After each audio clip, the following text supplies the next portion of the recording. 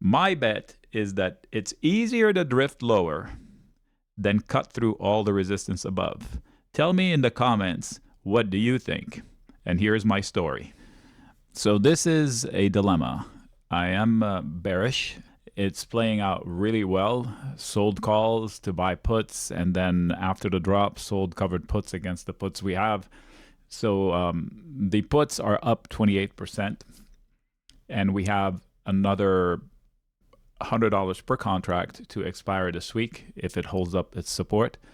So that's a huge win already, and we didn't pay much for the put because we sold calls and call spreads to finance the put. So we had a pretty good entry price.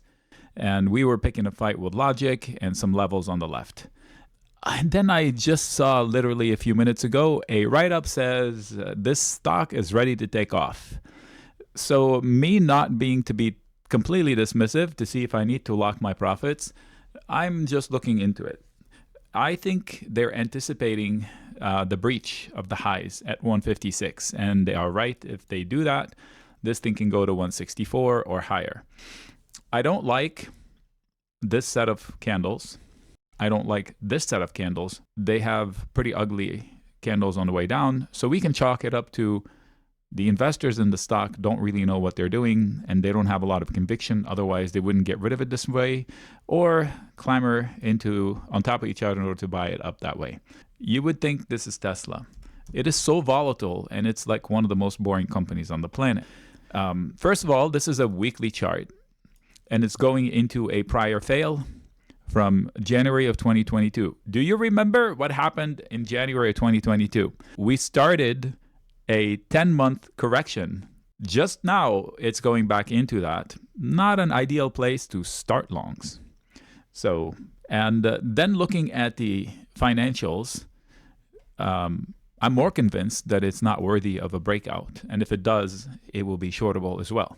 The last 3 quarters, it's shrinking in sales alarmingly fast. Cash from operations. Why is it now almost just barely 2 billion when it was 6 billion? They may have shifted some things around, maybe, but it's worth a look. So then we come down to, all right, valuations. So I cannot really judge it by the PE. It's not consistently delivering a PE that's measurable. So I'm going to judge it by the price to sales, which is crazy. It's not an appropriate metric. It's 3 times price to sales. That's as high as it's been as just before January of 2022.